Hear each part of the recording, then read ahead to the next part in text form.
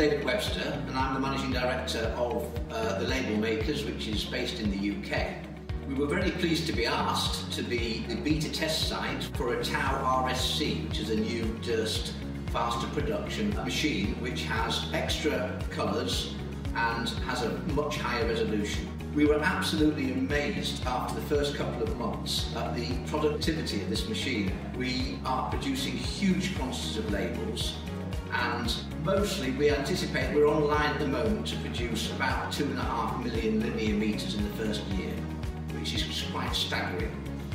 We've also, due to the extra vibrancy of the green and the oranges, we've been able to win a new customer which will be probably over a six-figure in pounds account for us. They just love the quality, they love the vibrancy, and they love the silkscreen type of effect that the inks have.